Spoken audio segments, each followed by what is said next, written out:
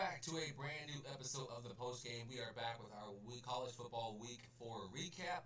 It's been a great weekend from college football perspective. A lot of good, not any over the top exciting games, but we did get a couple bangers this weekend. But we're gonna start off looking at Ole Miss versus Tulane. Sorry, Ole Miss versus Tulane. Two undefeated teams, two 3-0 teams coming into this game this weekend. And then Ole Miss pretty much showed exactly who they were and exactly like what they are as a team. Their quarterback Chillis is Chimsley. Sorry, balled out. I mean, 17 for 27, 300 yards, 2 touchdowns. He carried for 14 carries, 120 yards on the ground.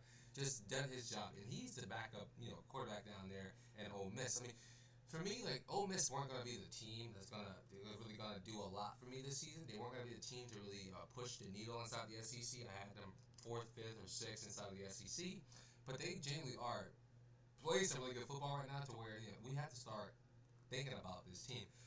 They scored 0 points in the third quarter, and then knocked on another 22 in the 4th, which is pretty outstanding for the Ole Miss standard. I mean, so one team I like to look out for the future would be Ole Miss.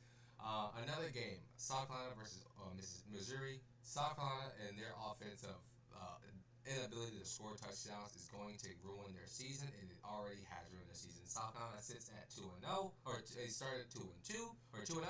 Now they are 2-2. The South Carolina Gamecocks cannot score on offense. They cannot be productive when it comes to scoring. And when you can't score, it makes your defending drastically worse. So when you look at the University of South Carolina, you look at Missouri. Missouri are doing the latter. They are playing some good football. Yes, their quarterback went out, but he came back, did his job. Lawrence Sales definitely did his job this weekend.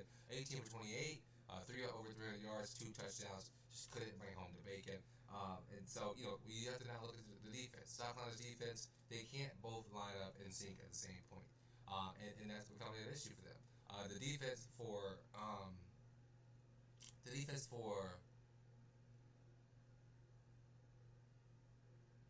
South Carolina, or Missouri, though, was drastically better. They just did everything better than South Carolina, and they ended up having the final say about this game.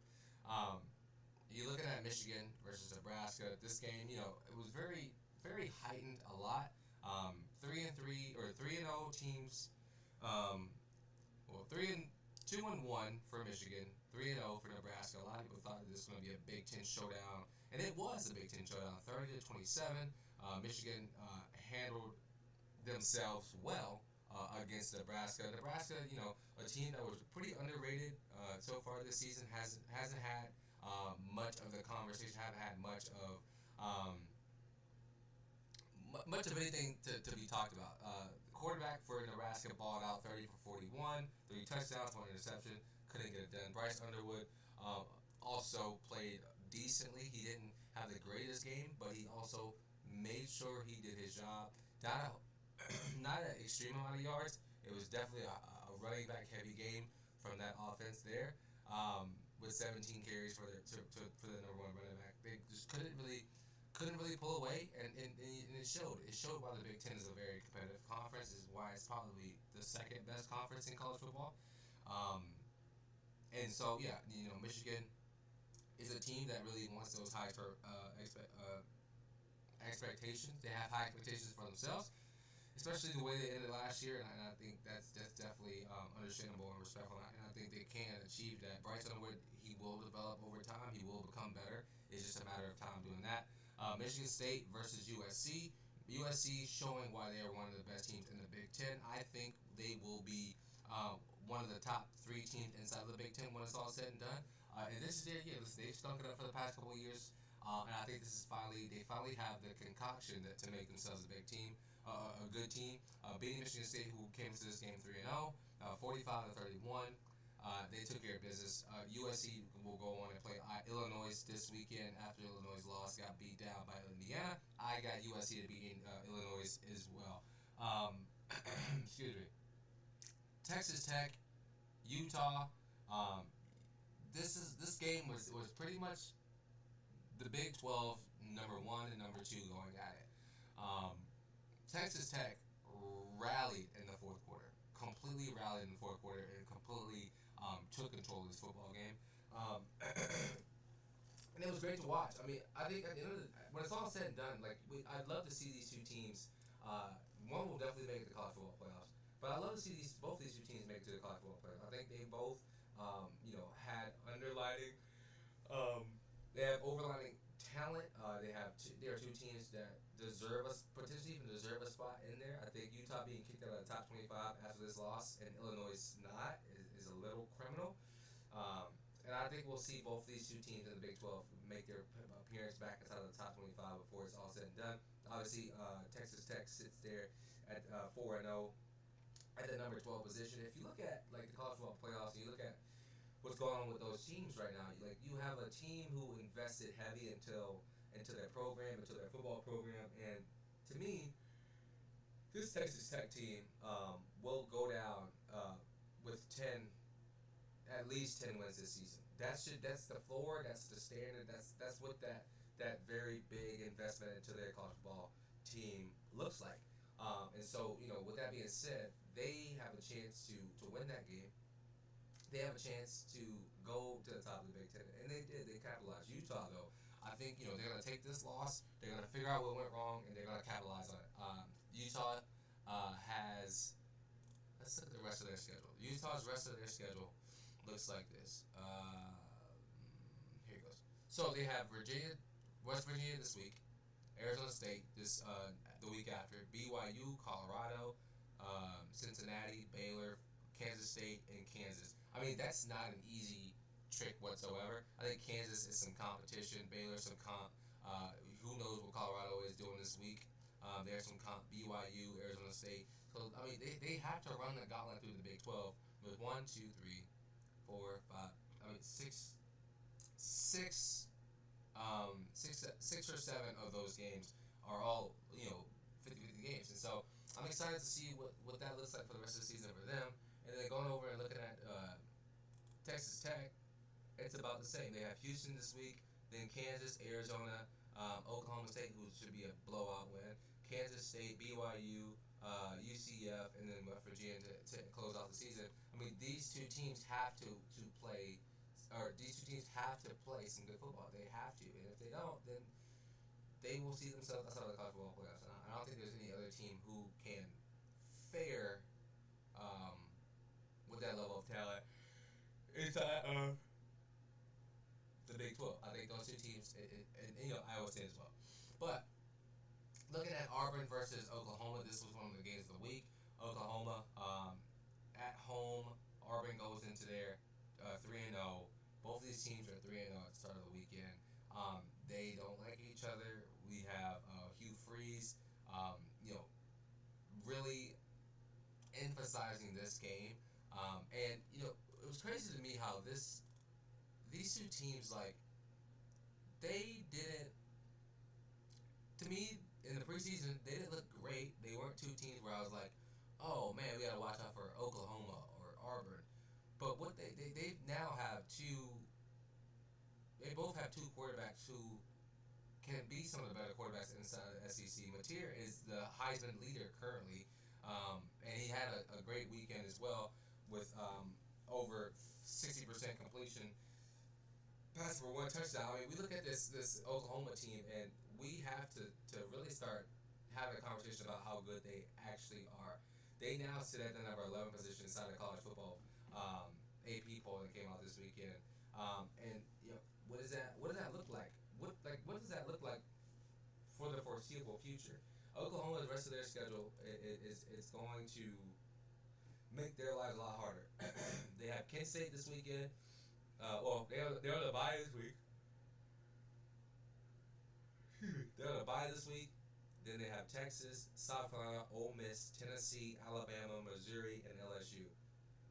That's one of the hardest rest of the schedules I've seen. Florida obviously has the hardest, but for you have to play a top 4 team at LSU, a top 25 team in Missouri, a top 25 team at Alabama, a top 25 team, a top 15 team in Tennessee, a top 10 or top 13 team in Ole Miss, and then South Carolina, whatever they do, and then a top 10 team in Texas.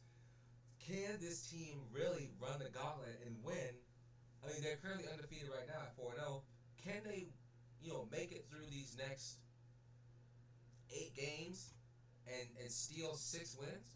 I think if they can steal 6 wins, um, then they're going to set themselves up for a pretty prime spot inside of the college football playoffs. And you look at the likes of Auburn, like what? Let's look at their schedule. They again, Texas A&M this upcoming week. That's going to be a hard game. I'm definitely going to take Auburn to win that game. Sorry, you heard it here first. I'm taking Auburn to win that game. And then you got Georgia, should be probably a loss. Missouri, they could probably hang over Missouri. Arkansas, they should beat Arkansas. They should beat Kentucky. In Vanderbilt, it's 50-50. Mercer, and then Alabama to close out. I mean, these are going to be games where they need to win. I mean, Auburn can only afford to lose one more game before they miss the college football playoff. So, is it going to be Alabama?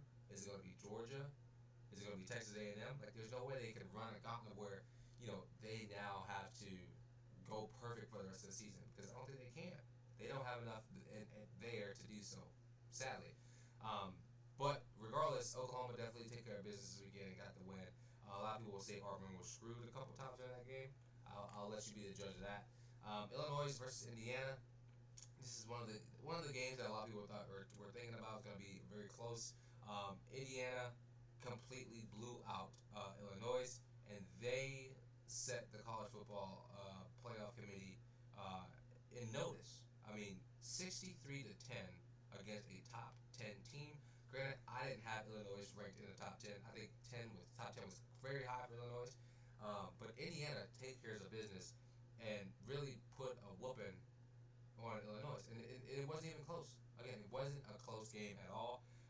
And I thought I had Indiana win this game. But the Big Ten right now is you got Ohio State, Indiana, people will say Illinois, who are still in the top 25, by the way. Sorry. Penn State, and then USC as well. Like, where do we see the losses? Where do we see the teams having to really go back to normal? Because I think Indiana could run a gauntlet and potentially win out. I mean, they have Iowa this week, then Oregon, Michigan State, UCLA, Maryland, Penn State, Wisconsin, and Purdue. So you have to beat at least Penn State or Oregon. I think the rest of those games are going to be blowout wins for them. But they have to beat Penn State or Oregon. Can they do that? That is the biggest question mark. I think they can. I think they can potentially beat one of those teams. And then you're looking at, how do you make sure you don't choke when you play Iowa, when you play Maryland, who's been sneakily quiet this year, when you play the likes of, I'm not going to say Purdue because they haven't done much of anything crazy. But these are some of the games you have to really look out for. Another game that a lot of people were talking about, Florida versus Miami. DJ Lagway and why can't I remember the head coach's name? DJ Lagway and that team now enter the bye week. How does excuse me? How does the team come back after this? I think this season is over. I think on this planet you can't watch DJ Lagway play football for 40 years anymore. I just don't think so. I think you are looking at a complete meltdown from Billy Napier, from that team, from that offense, from that defense. They can't score points. They can't play good football, and that's just a harsh reality of what Texas football or Florida football looks like right now. 26-7, and this wasn't a dominant win from Miami. I know it was 26-7. It wasn't dominant. Before the fourth quarter got there, the game was only 13-7. Yes, they pulled away in the fourth quarter, but Miami has to play better football between the first 3 quarters. Have to score more points, in my opinion, and I think they will. But this Florida schedule again. This is 3 straight, but this Florida schedule has Texas this upcoming week. They have Texas A&M, Mississippi State, Georgia, Kentucky, Ole Miss, Tennessee, and Florida State. They could lose every single football game for the rest of the season. They could finish 1 win be one of the most disappointing years in Florida history. I think we'll see the likes of DJ Lagway end up redshirting, going to get surgery on his shoulder, and transferring after this year. There's no way they keep Billy Napier on staff. I don't see in the hearts of hearts how they can keep Billy Napier on staff. He's horrible, terrible head coach. That's just the harsh reality of it. But Miami, they are still on track to be that team inside of the college football playoffs. They are now ranked number 2 inside of the AP poll. With Florida State this upcoming week, that's going to be a big game for them. Then they have Louisville, Stanford, SMU should be a win. Syracuse will be a fun game to watch. NC State will be a fun game to watch because NC State are now, well, actually they just lost to Duke.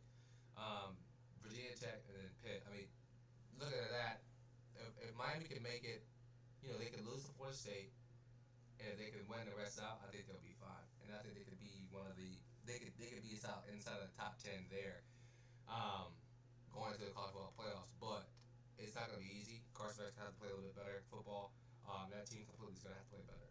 But yeah, let me know what y'all think. Like, we're going to jump to the AP poll real quick. Like, Ohio State, yeah, sure, keep them there. Defending champions, hasn't done anything bad. Beat Texas week 1. Miami, 2, I like it there. Penn State hasn't played anybody at 3. LSU with the questionable offense at 4. Georgia, and their nail biter against Tennessee last week. Who knows? They have a big game this upcoming week though. Oregon, sure. They haven't been as dominant as a lot of people want to say. I watched their game against Northwestern, and it wasn't great in the first half. But they still pulled away and got it done. Oklahoma, how long will they sit there with that schedule they have? Florida State, how do they look against Miami this upcoming week? Texas A&M, again, I'm not completely sold on Texas A&M. I know a lot of people are going to be like, what? I'm not sold on Texas A&M. Texas A&M this weekend, they have Auburn. That'll be a game to look out for. Texas this week, another game to look out for. Texas has, I'm pretty sure they don't play last week. Texas are on a bye week this week, so hopefully they can get that offense rejuvenated with Arch Manning, because they haven't played great football whatsoever over there. At 11, Indiana with a big blowout win. Texas Tech at 12, Ole Miss 13, Iowa State 14, Tennessee 15, Georgia Tech 16. I still like that team a lot in the ACC. They, in my opinion, are the best team inside of the ACC. Alabama, how do they fare against Georgia this weekend? That's going to be one of the games of the year this weekend, Alabama versus Georgia. Vanderbilt, how do they look as well? Can they consistently win football games? They play Utah State this weekend. It won't be an easy win because Vanderbilt's one of those teams that they're in that gap of like mediocrity to wanting to be a rising star outside of the SEC. They're still 4-0. Can they get another win against Utah State this week? I think so. Michigan at 19, Mizzou at 20. Mizzou battles it off against Manhattan. Should be a blowout win for them as well this weekend. USC, Notre Dame, Illinois, TCU, and BYU to close out 21 through 25. I like TCU a lot. I think all of these conferences are so spread out. I think all the talent spread out evenly, and that's why we get more competitive football inside of college football. But let me know what y'all think down in the comments. It's been a great weekend. I'm excited for next weekend as well.